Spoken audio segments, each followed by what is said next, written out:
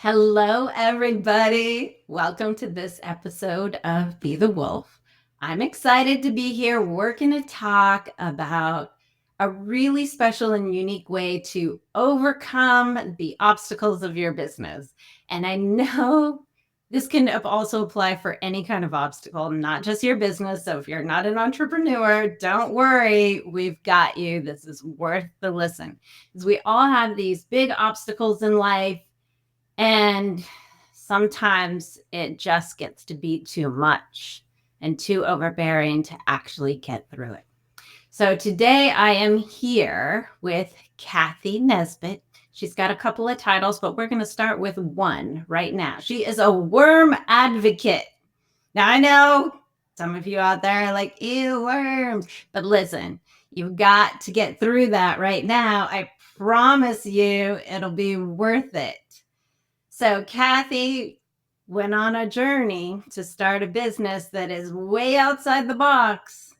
And as those of you who know, who are trying to do your own thing, sometimes those obstacles come up. So Cathy, can you tell us first a little bit about what a worm advocate is? Yes, thank you, Genea. I'm so excited to be here. This is indoor composting with worms.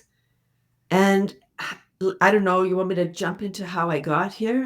Why did I start this business? Well, let's start.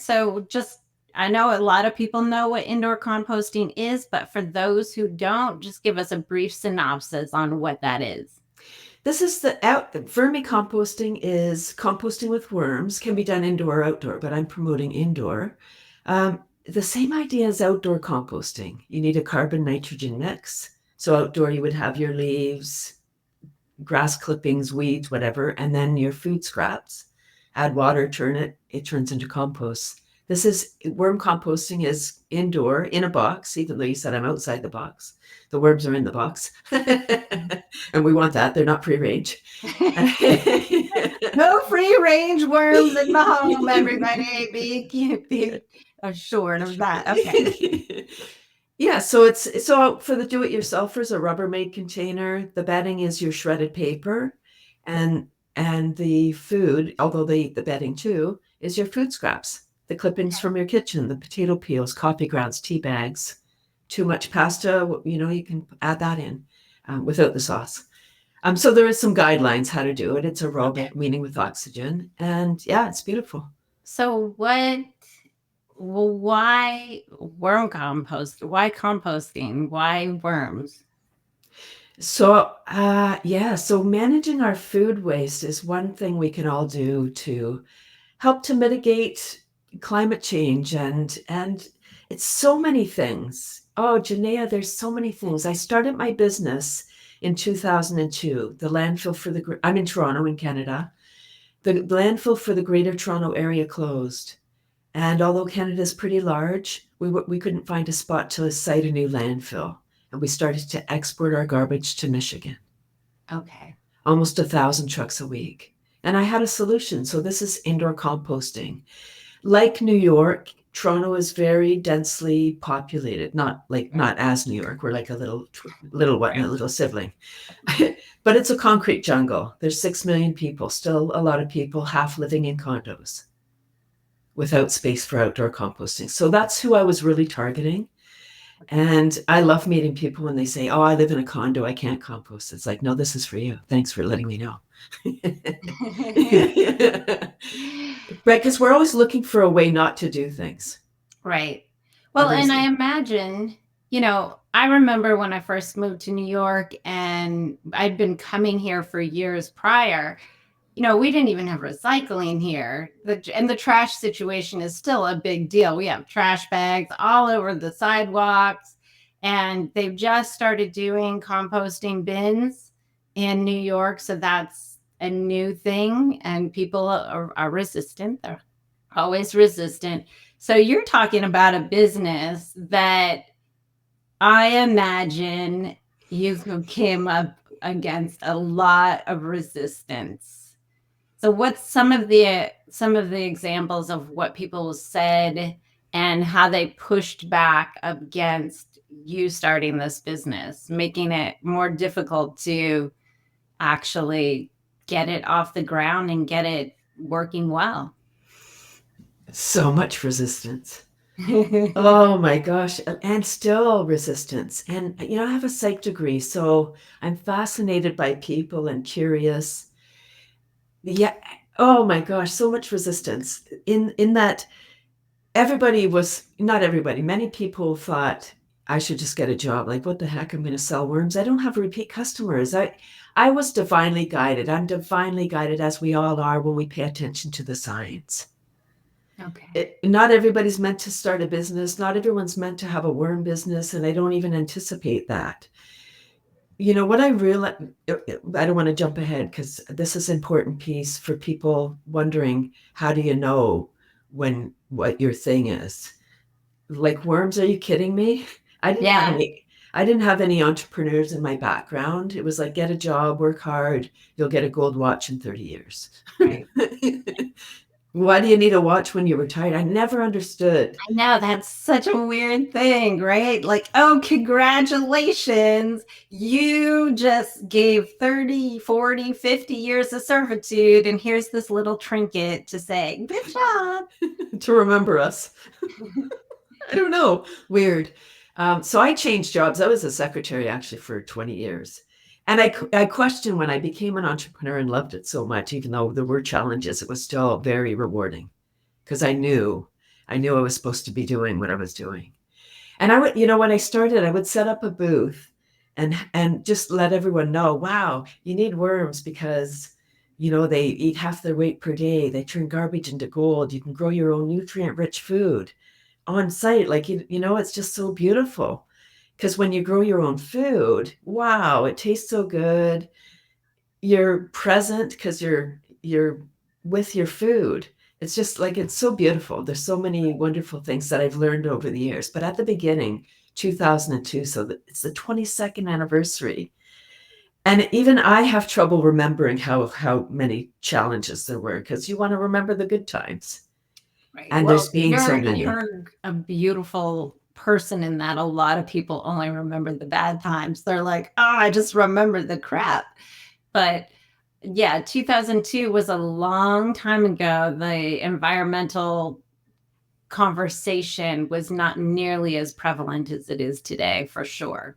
Oh, tree hugger, that got all called all the things, you know, like as if it's a bad, like, so what? I'm a tree hugger. I mean, it's nice. Why not? Try it. Like, we label everything. Why do we label all the Right. things? And everybody has their own way. And when you find your way, as you know, it is such a beautiful life. Why do we need to do what everyone's doing? Why do we have to do it this way or that way? There's no right way. There's not even a guidebook for life. We need to tap in and slow down and figure out. That's what 2020 showed me was, before 2020, I've got the worm, sprouts, and laughter. So I have the three things. I thought I was a juggler. What do you need? I have it. And someone called me a hustler on a podcast, like, oh, you're a real hustler. And I took that as a negative connotation, like, oh, I'm not a hustler. Like, that seemed like a used car salesman or something. Like, that's not a bad thing either. Nothing against car Right, right, salesmen, right. right? And then I realized, then the next time I was at the grocery store, someone said, oh, you're happy. And I handed them my card and I was like, oh, I am a hustler. Because I'm always talking about what I'm doing because I love it. It's my life. And that's such a big thing when we're talking about entrepreneurship from that be the wolf mindset. It's about doing what's true and what's right for you. And when you're trying to do what everybody else is doing, you might have monetary success and those things. You might get those things, but you're also, in a way, consuming. You need a lot more because you're trying to fill up for your unhappiness because you don't like what you're doing and you're too stressed out and you're too tired to actually enjoy the rest of your life. So as entrepreneurs, a lot of people go into it because they want to be able to have the time freedom and the freedom to enjoy the rest of their life. And that is a perfectly valid reason. And if that's your reason, that's wonderful. You create the kind of business that gives you that, and that's amazing. But some of us have this passion that's something divinely guided, as you say, or you just feel that spark inside. You know, this is what you're supposed to be doing. How did you know that you were supposed to work with worms to help reduce food waste? All the signs that I was given, all the little nuggets. Just quickly, a little Yeah. about so 93, I moved out of Toronto, bought my house, started gardening and composting. That's what I wanted. And I would take the commuter train to Toronto to still work. And I collected my co-workers' lunchroom scraps in an ice cream bucket and would bring that on the commuter train. Because the more you put in, the more you get out. So I loved composting, first of all. So I loved that. I thought it was a magic show, like how it turns carrot and whatever banana peels into what? It turns it into soil. How does that work? Even without worms. And then getting my psych degree, I got a job at a group home working with challenged adults. And I thought I'd come home. I was like, oh, this is what I was meant to do. It was so beautiful, but they didn't compost. When I approached them about composting, they said, "Oh, we don't need the fertilizer because they had cows, so they had manure for their crops or like for the gardens." And I was like, "No, this is about managing what you're creating on site and not spending money for it. It costs a lot of money to haul the garbage around, right? When you can manage and something for your client. They had a farm." Anyway, the greenhouse manager said, "What about worm composting?" And I was like, I had an experience. So we bought our house in 93. A teacher friend asked me to look after her worms for the summer, 93. And I was like, ugh, I didn't want to have worms in my house, but I knew the value, right? I was an avid composter. I took on the challenge because I think we need to do things for ourselves. Don't let someone tell you, oh, you won't like that. Right. You've got to try it to know if you like it. You don't like it. That doesn't mean I'm not going to like it. Right. Okay, so I took on the challenge. I didn't like it. It was awful. I had a house full of fruit flies. Gross. I kept the worms alive, and I said, I'm never doing worm composting again. That was my first introduction to the worms. Fast forward to 2000, get my psych degree, work at the group home. They talk about worms again. I'm like, no. And then I'm like, I came home. I was like, they're not going to get worms anytime soon because it's an institution. So I started to research. And then I discovered the magic of the red wigglers. They eat half the weight per day. They turn garbage into gold. They have 5 hearts each. Indoor composting. Wow. I heard that a pound of worms and their descendants could transform a ton of organic waste in a year. And that the average Canadian, I'll say / American family, produces a ton of organic waste in a year. And I was like, every family needs a pound of worms, and I'm just the one to put a pound of worms in every house. Right? Second link, I'm still gainfully employed. And then I got injured at work. And I came home, I'm stressed. I open up the paper when we used to have papers. The little local, anyway, open up the paper and it says, are you a woman? Do you have a business idea? It was a 6-month business course to write a business plan. I turned to my husband. I said, I'm taking this course. I'm quitting my job. I'm taking this course. I'm going to start a worm business. What? What did he say? What did he say? He said, yes, dear. We've been together a long time. You can't resist. There's no point. When you're a forest, No, we have a beautiful relationship. And the universe is interesting, Genea, because we get tested all the freaking time. Right? Test. Are you sure? So, okay, 2002, injured at work, came home, business plan. Okay, so 2002, I start this business. 2002, there was a garbage strike in Toronto in the summer. Oh, wow. And I'm watching the news, and people were lining up for hours to drop off their garbage. I was like, those people don't compost. That's what I got out of the news story. Right? Because if you compost, it takes the stink out of garbage. You don't need to, nothing better to do than sit around and to deposit your garbage in a line of traffic.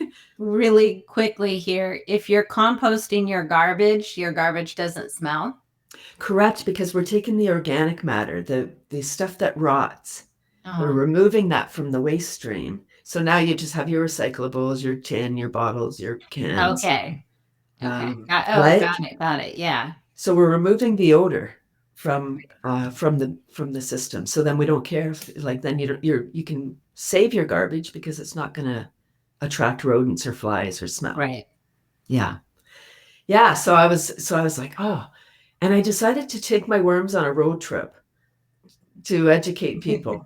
I I know. was totally picturing like, when the Muppets go on a road trip and they've got like the convertible car, and I'm like picturing you driving with a hat and you've got the worms on the seat, like with their little hats, and they've got maybe little instruments. This is where my mind goes when I think about taking worms on a road trip. Okay.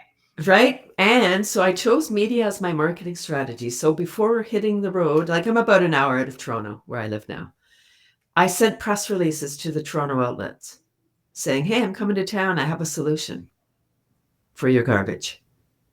Right. And that's what the media wants. They want solutions for Right. something that's happening right now. Okay. So 5 minutes after sending my press release, a reporter from the Toronto Star contacted me, largest paper in Canada, and my market. I was so excited. He said, oh, I wrote an article last week about composting and forgot about the apartment dwellers. When you're done at the transfer station, can you come to the Star? I want to interview you. You be success, win, win, win. I wanted to just go right to the Star. I was so excited, but I have a psych degree. I'm curious. So I go to the transfer station, and it was a fascinating experience. Had to have been divinely guided. I was 39, woman on my own, had my branded Worm Away Your Garbage t-shirt on.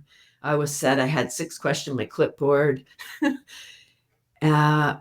Wow, the angry mob, like 80 to 100 picketers, a lineup of people dropping off their traffic. It sounds like a movie.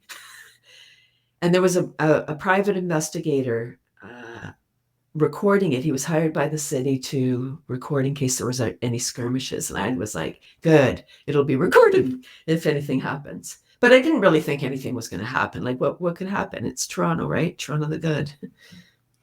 I'm on a mission. Like, I have a solution. What could go wrong here? Woman from Bradford disrupts the union. They were yelling all kinds of stuff, like safety in numbers. So the mob mentality took over, and they were against me. And they kept telling me to leave, and I had to go. And somehow I stood my ground. Genea, I don't know how that happened. Looking back, I'm like, was I nuts? I was taken over. I was inhabited. I had a purpose, and I was just there going, no, this has to be done. I think when something is meaningful to you, it really, when you're facing adversity, you find something within you, this strength, this power. And I think that's one of the reasons why purpose-driven entrepreneurs will often keep going until they succeed. They might fail and fall so many times, but when you have that thing that this is about something bigger than just you, that's, I think, sometimes what fuels this inner strength and this ability for us to tap into our true power, to who we truly are, to let all of the bullshit, all the little stories about what we should do, what's this, what's that, is this safe, is this not, that's where we get to derive our true strength and power and really stand our ground when we're going for something that is really important to us and bigger than us. And that's what I feel. Yes, well said. So beautiful. That's it. When because it is bigger than me. It is not me. I'm just the head worm. I'm the talking worm. And I took on workshops. So I said the universe was a jokester. I got my first article in the Star on July 18th, 2002. I call up my husband, yay, I got an article in the Star. And he said, I'm on my way home. I just got downsized. Like the same day, like now I joke, couldn't he have just got downsized tomorrow so I could celebrate my article in the Star? Right. My 15 minutes. And that is something that happens so often. I see, like, right when you have that breakthrough, that big thing that's like, this is going to propel my business to the next level, something comes and it's like it cuts you off at the knees, or it feels like it cuts you off at the knees. And that, again, when you have that purpose drive, you sit there and you're like, well, what do I do? Do I go back and get a job? Do I double down and keep going forward with this thing that is so important to me? That's Okay, it. go on. What happened next? Yeah. So then, of course, now we have no income. It has to work. Right. This had to work. Yeah. And so he joined. He actually started a web business. And for 5 years, he's not like me. He doesn't like networking and stuff. I love networking, although people had no idea what I did. I'm just fun to watch, you know? I don't want worms, but that was fun to watch. So they did. And I would be handing out my husband's cards too, like, oh, you need a website here. And he had, they were teaching high school kids at that time how to do websites. So he had so much competition. I didn't have competition. Like the waist haulers, I guess, were my competition. Right. So I had none and he had tons. And so I was out. So for 5 years, I flogged both our businesses. And then I was like, "Ooh, this is a lot." And then we had a conversation. I said, something has to change. Like someone has to get a job. Or, or we need to, or I need to be your only web client. Right. And so he's the head worm technician, and we've been in the worm business together all these years. Okay. And that was in when, 2005, you said? Yeah. So, well, he lost his job in 2002 and had a web business for, 5 years. And then now we're full on together. Okay. And yeah, so we're, in our teeny house. That's another piece, right? We traveled for a long time together. If you could travel together, you can live together. And that's kind of been our life. We've crafted this amazing life together. And it's a work in progress. It's always a work in progress. That is what life really is. There's no finish point, I guess, in until you die, but that's a finish point, which could be a beginning point to something else, depending on what you believe. But so you told me this, there was this moment when you realized something you had been hearing over and over in business, which I know you felt entrepreneurs out there know this, that people do not buy what they need, they buy what they want. Yes. And how long had you been hearing that before it really clicked for you? It was 2012. So you'd been in business for 10 years before you finally understood, and you had been hearing all this time, people were saying, what were they always saying? They were saying, ew, worms in the house. So they didn't want what I had. Right. They needed it. Yeah. Right. Everyone needs to have worms so that we can manage in my mind. Right. We believe that's something about entrepreneurs is we believe so much and we must.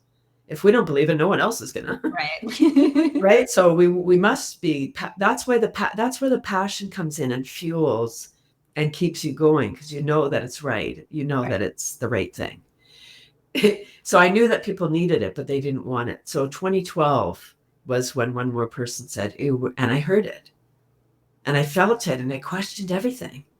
I was like, oh my gosh, how am I going to do this? 10 years I've been trying, universe. What do I do? Help me.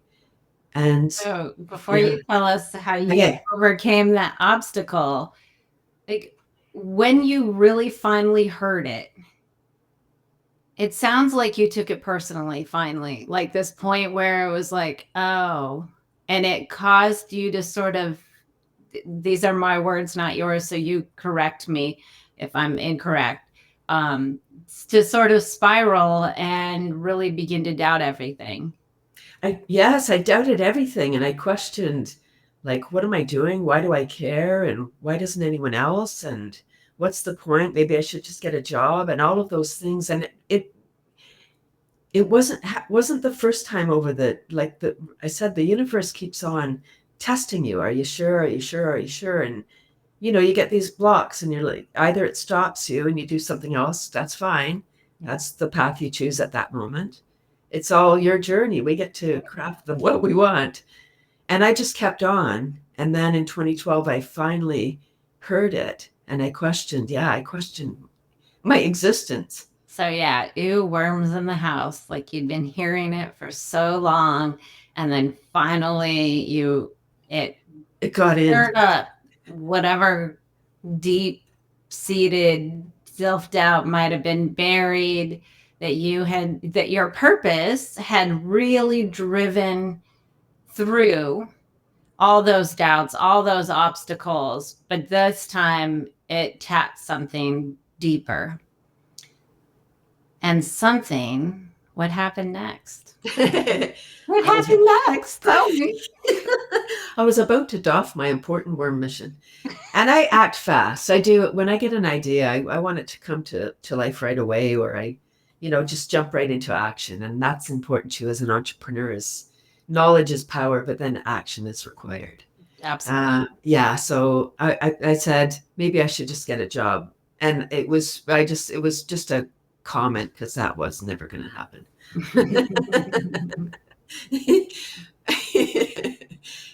I can say that with pretty much certainty that I don't know where I would go, who would have me, and how I could follow their rules. The very next day, I was introduced to laughter yoga at the very place that I wrote my business plan. Oh, interesting. And Wow. so, what is laughter yoga? Laughter yoga was started in 1995 by a medical doctor. It's laughing for the health of it. It's not doing yoga and laughing, it's laughing as an exercise, as a Okay. health plan. Okay. And so you were introduced to laughter yoga, and what happened? That was my first introduction. And I was like, laughter yoga, what's that? It was just a 5 minute, kind of just more a theory about what it was. I was like, Okay. oh, interesting. Piqued my interest. That same week, 2012, I was at a networking event, hundreds of people.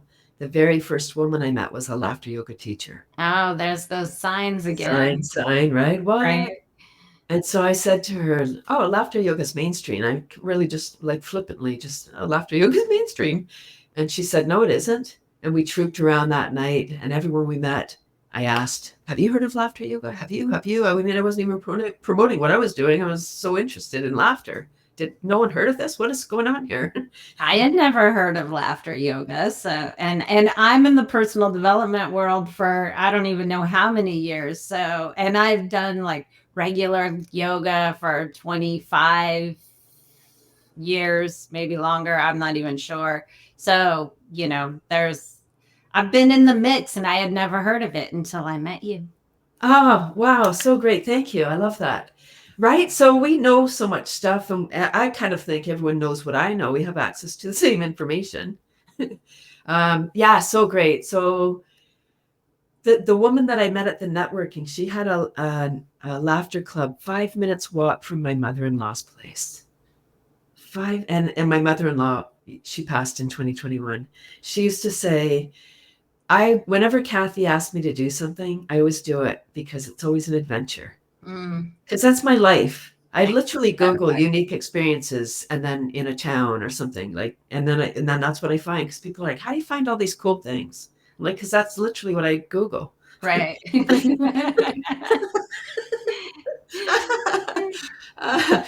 So I called her up. I said, hey, Mary, you want to go to laughter yoga? And she said, what's that? And I said, I don't know. I don't want to go alone.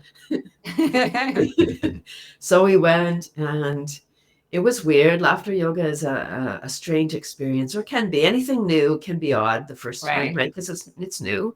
Our brain's not used to it yet. And we did what we were told. We did the thing. So it's not laughing. It's not laughing. It is laughing. It's not jokes or comedy. It's laughing at, so there's deep diaphragmatic breathing. There's little games to inspire the laughing, and there's kind of clapping and chanting. And you end with a laughter meditation. So when we left there the first day, for the first time we went, we were walking back to her condo, and it was like, oh, that was weird. Yeah, that was odd. And then I said, I feel great. How do you feel? Yeah, I feel great too. And so we made it our date night. It was only monthly, but we'd go out for dinner and then we'd go to laughter. And it was so wonderful. Just this great bonding experience. And so I loved it so much. I got trained as a laughter leader. Loved that so much. Trained as a teacher. I'm a laughter ambassador, appointed by the founder. And I wear that badge very proudly. Laughter yoga has given me permission to laugh louder, longer, harder, and just to be noticed. I mentioned being in the grocery store and handing out Mm, my card because people say it's energy, it's only energy. right, So when you know laughter, you get trained at, you take the training or you could go to a laughter club regularly. You just make it part of your life. Then you be it, and then you just become it. Then you are laughter. And right. laughter is just every part of everything you do. And it's energy. So I just feel like laughter people are vibrating at a higher frequency. And not that we're above other people, we just want to bring everyone up there. So Well, yeah, I mean, when you're talking about laughter, when it's genuine laughter, it's coming from a place of joy, which if you look at, I think it's David Hawkins, there's a scale of emotional yes. frequencies, and like shame is the lowest at 20.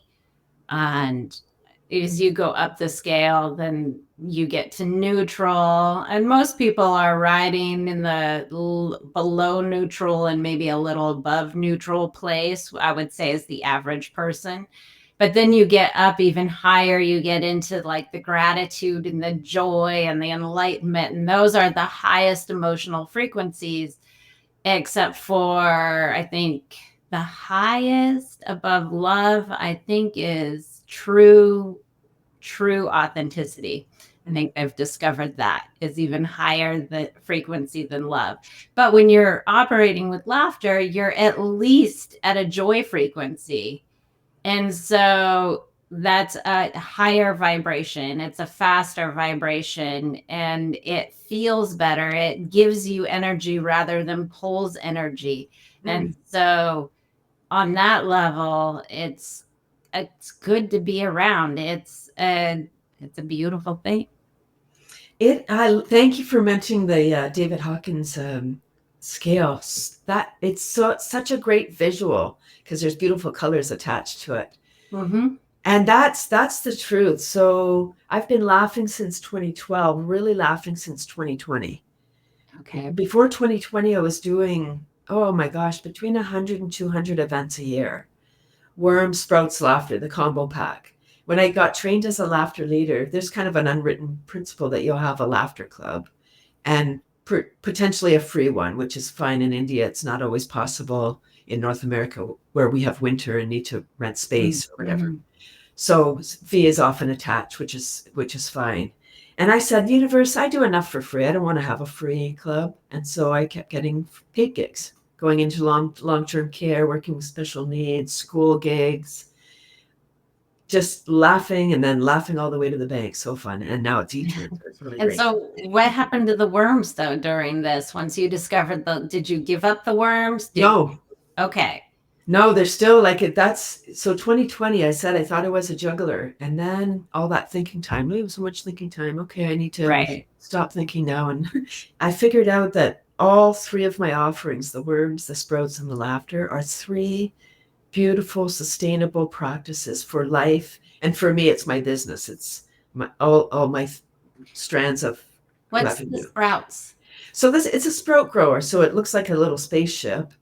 It's just a device without power or anything to grow your own food, like Okay. sprouts, which are alfalfa sprouts or Yeah. bean sprouts. It's the bean sprouts in particular that I'm talking about, but not when they get like long. It's just when the seed of the bean germinates. So it's interesting. All three of the things that you do take things that would be sort of like you're taking garbage and transforming it into something that has more value. You're taking seeds and, well, I don't know how we grow sprouts. Do they grow from seeds? Hydroponic. Okay, Yes, so seeds. you're taking something that and transforming it into something that has more value.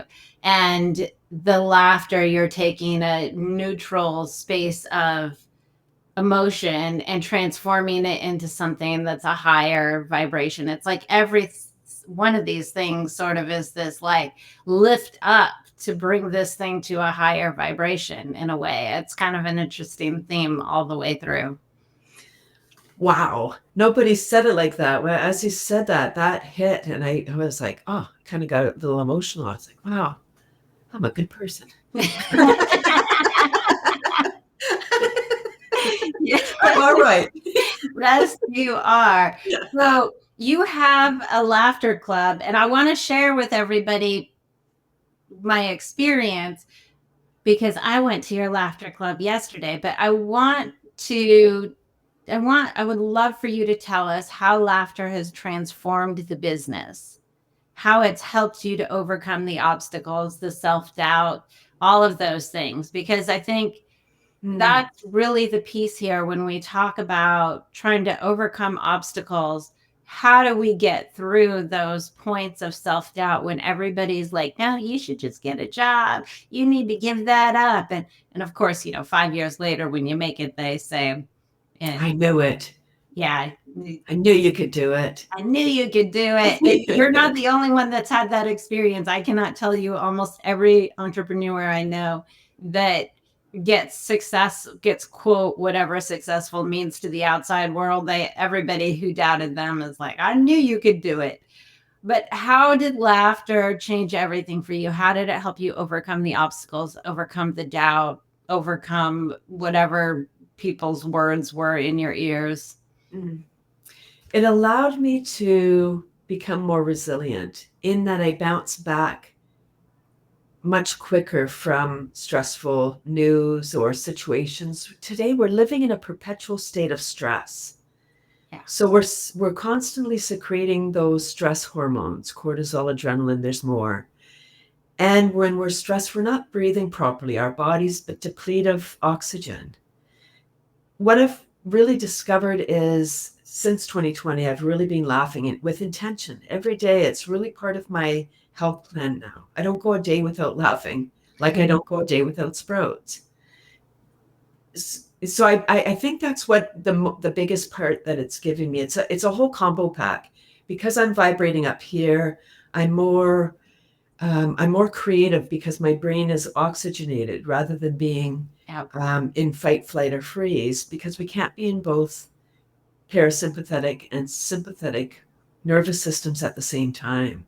I believe laughter allows me to be in my creative, free flowing state more more often, which again allows the creativity to flow in, the peace, the joy, the gratitude, and all the love drugs, dopamine, oxytocin, serotonin, and endorphins.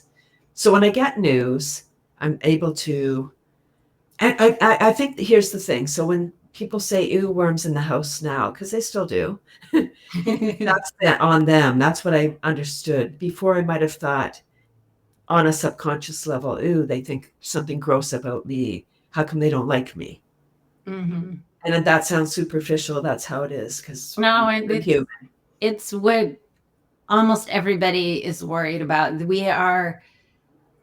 It is in our DNA and our instinctual thing to need other people because when we are small, people talk about it being a tribal thing. We needed everybody, but it's not even just that. It's when we are small.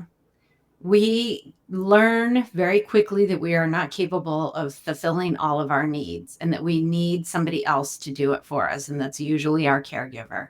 And later it becomes, our friends and all of those things. So we develop this attachment to other people and what they think of us because subconsciously we believe this is happening at a deep level that if they don't like us, we will not be taken care of. And we're Mhm. not sure Mhm. still if we are capable of fully taking care of ourselves. So, this is every single person has it to some degree. So, when you have that feeling, any of you listening, you're not alone. It is a totally normal thing. It's also an overcomable thing. Um, but yeah, so it's totally normal to take it personally when somebody says, ew, worms in the house. Right? Because it's my baby. Right. It's my mission. It's like, oh no, this is going to help the world. And that's how I was at the beginning. I would be like, no, no, this is important. I have all this energy because I eat biogenic food, the sprouts. Right? So I'm kind of Wonder Woman. I'm going along. And just now with the laughter, I think that's the biggest piece is I don't take it personal because I'm not vibrating down here. I'm not picking that Right. up. I'm vibrating up here and everything is energy. If we can just understand that message that everything's energy. So if you're feeling low energy, do some jumping jacks. Right. Get energy because we're in charge. We can pump it in there. Because we know if you go to the gym or you jog, whatever your form of exercise is, if you do that, you know you feel better, even Yeah, if you didn't feel like it before. totally. Well, and one of the things too, especially as entrepreneurs, right? Everything's on you. So you're the decision maker. The buck stops with you. So the decisions you make are incredibly important. And what people don't realize is that roughly 90%, there's, some people say 70, some people say 80, some people say 95, but let's just say 90% of your decisions are emotional. And your mind is not thinking about necessarily what emotion you feel right now. It's thinking about what is the outcome? If I do this, what emotion will I feel in 2 or 3 steps? 4 steps, 5 steps, 10 steps. And your mind works so much faster. It's the fastest computer there is.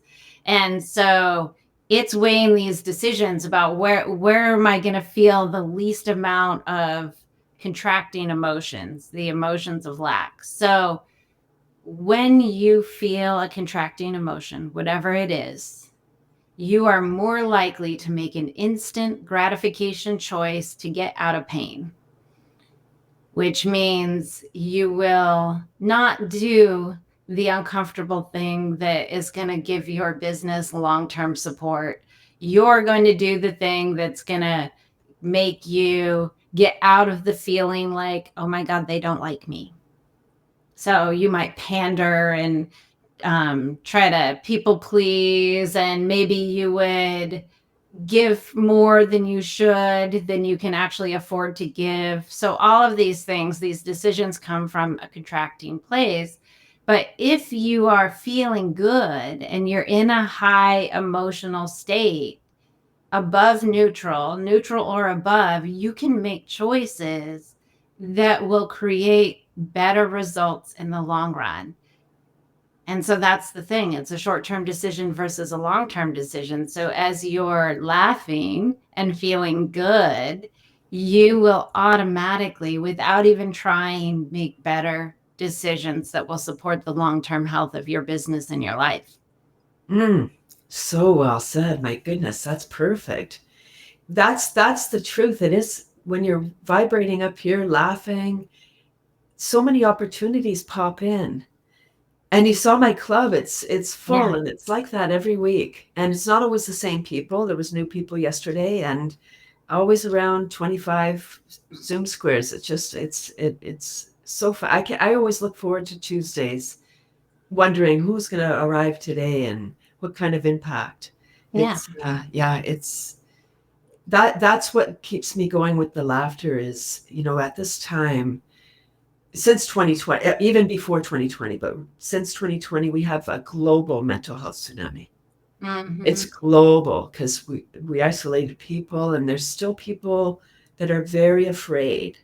Uh, every day, if they're watching the news, every day more things are heaped on, like, oh, Right. there's this new thing and that and that. And it's like so scary if you're immersed in all of that. Yeah. So I want to share my experience because I think everybody listening is going to have it's going to be really interesting. You shared your first experience. You were like, that's kind of weird, but we feel good. Wait, we feel way better. So, but before that, I want you to tell people about your laughter club, how they can get in touch with you, how they can get some worms if they're if they're over the idea of worms in the house, if they can get past that, because that's their own stuff. But if they can get past that, how do they get the worms, and how do they join the laughter club? And of course, all this stuff will be in the show notes as well, everybody. And then I want to tell you what happened to me at Laughter Club. Okay, so the Laughter Club is every Tuesday, 9:30 a.m. Eastern, 30 minutes of super fun self-care. Cathy'sClub.com, Cathy with a C, to find the link to register, and then it's on Zoom. And I have a Fun Fab Friday video series. I would love for people, if they can attend the club, just to check out my video series. It's Shorts for Fun. 3 years, so over 160 episodes every Friday. It's a Okay. commitment. So beautiful. And the worms, if people want to know more about the worm business, or how to get worms, or just learn more about it, it's Cathy'sComposters.com. Cathy with the C. Okay. So if you want the worms, open up the browser right now. Cathy's Composter, With an S. composters with an S.com. And the Laughter Club is Cathy'sClub.com. Cathy'sClub.com. All right. Cathy'sClub.com, Cathy'sComposters.com. Yes. Okay. So here's what happened to me at Laughter Club. And just for the record, I want you guys to know that I stuck it in my calendar with the link for every Tuesday, so it's on repeat. I might not make it every Tuesday, but I do have it in the calendar because there was value in it for me. So I was just a little background. I had been talking to my friend recently about how laughter wasn't very important to me when it came to like a relationship. I'm not one of those people like he needs to make me laugh. Like that's never been one of my things. And always been kind of serious. I mean, very joyful and smiley and bouncy, but never really a laughy type of person.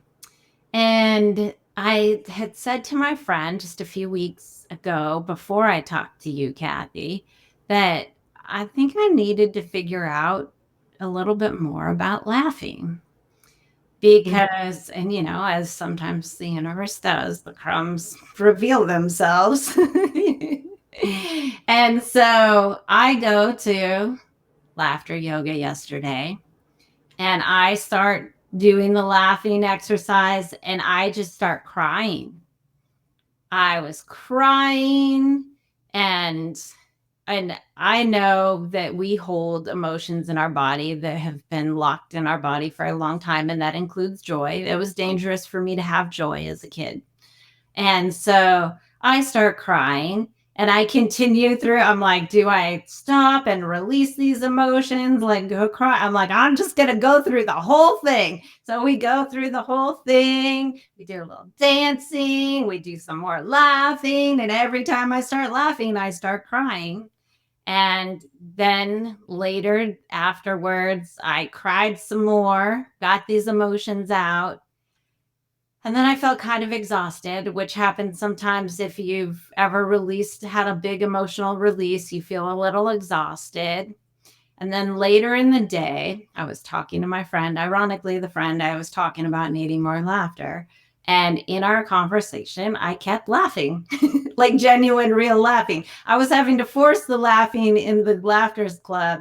But what I did for me, and you probably have heard me laugh a number of times during this episode, and it's just come natural. It's like it unlocked like a clogged drain. Like I had a clogged laughing drain or something, and then it unlocked it, and now I feel like I can laugh. And who knows, I mean, that drain has been clogged since childhood. I've done a lot of healing work, a lot of things over the years to really tap into bringing my whole self into a higher vibration, if you will, into feeling good all of the time. And I feel good almost all of the time, which is wonderful without laughter. And now that we've unclogged the laughing drain, who knows what's going to happen next?